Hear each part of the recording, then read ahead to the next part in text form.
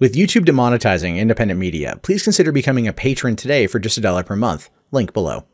Okay, so this is something I came across the other day, and I didn't get the chance to talk about, and I wish I would have. But this is something that I want to never, ever, ever happen. Ever happen, ever, because I already know what's going to happen if it does. Now, Paul Feig, we know that name quite well, reveals that he would like to direct a superhero film. Right? Because at this point in time, what director in Hollywood wouldn't like to direct a superhero movie? It's lucrative. If you can do it well enough, you get a sequel out of that deal, and then you making the bank, you making the moolah. But when it comes to Paul Feig, the idea there is, no, we don't want him touching anything at all that's not an originally created property of his own.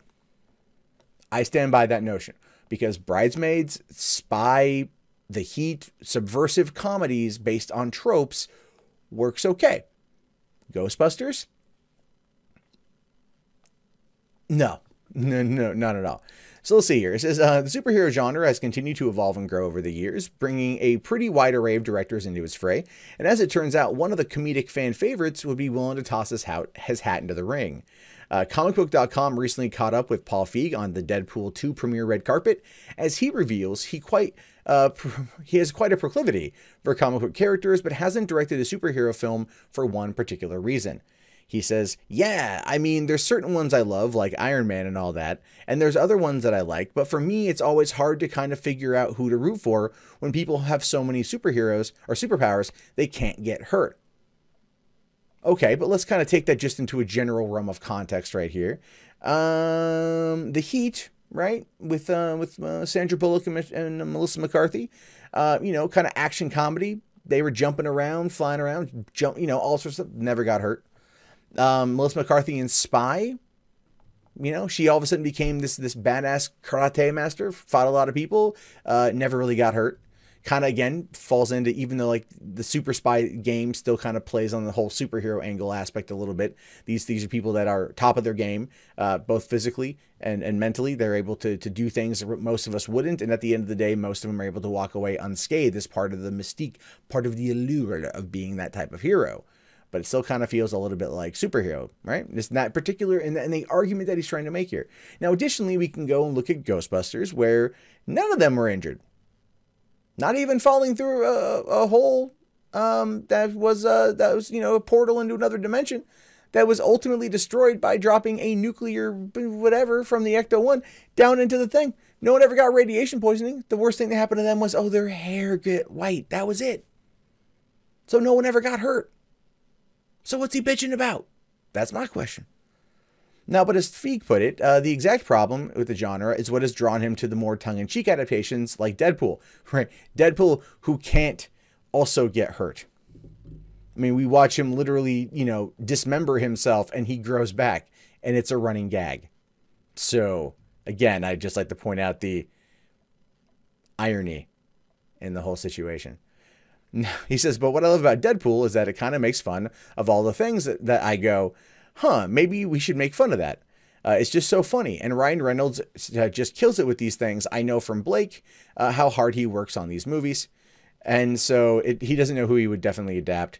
But he says here, I love Wonder Woman. Years ago, I tried to get the rights to it, but Warner Brothers had it. Well, Warner's has had DC forever. So it's kind of like, how would you get the rights to it? Now, it says his pitch first caught wind back in 2013 and would have reportedly been an action comedy about the Princess of Themyscira trying to break the glass ceiling. Well, it certainly would have been interesting to see what Feig's story would have entailed, probably a dance number or two. It sounds like he is more happy with the Wonder Woman solo film that was released last year. And, of course, Kirsten Wiig is going to be playing Cheetah in the upcoming sequel. He says, and thank God they let Patty Jenkins do that because she killed it, he added. Absolutely nailed it, so I don't know. There's a few that I've danced around a bit. And then they ask here, what superhero property would you like him to take a crack at? And the answer to that is none of them. None of them. None of them. And the reason why none of them is because he doesn't work well in that space. All right, I can be critical of Ghostbusters until the end of time, and I clearly will. That's okay. But I want to kind of quickly compare two opposites here, right? So what you've got is you've got James Gunn and you've got Paul Feig. Okay, so you got James Gunn came out and did that movie Super, right? Now Super ended up being a nice subversive, take on the superhero genre. More violent, more dark, more gritty, but it felt more grounded. It felt more realistic, right?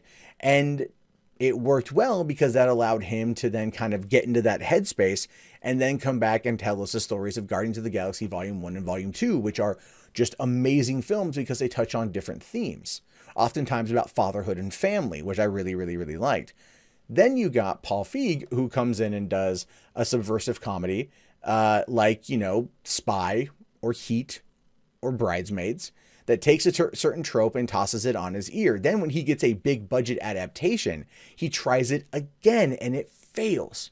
Now that, of course, is going to show you precisely how he would approach directing a superhero movie. He would approach it like Ghostbusters. We already know how that turned out. So does Sony. And they'll never be able to live that one down. But Feig has also got a new movie coming out called A Simple Favor, which is funny. I just want to quickly kind of touch on this before I close out the story. But I watched a teaser while I was prepping for today's episode, and the teaser looks not much a comedy at all.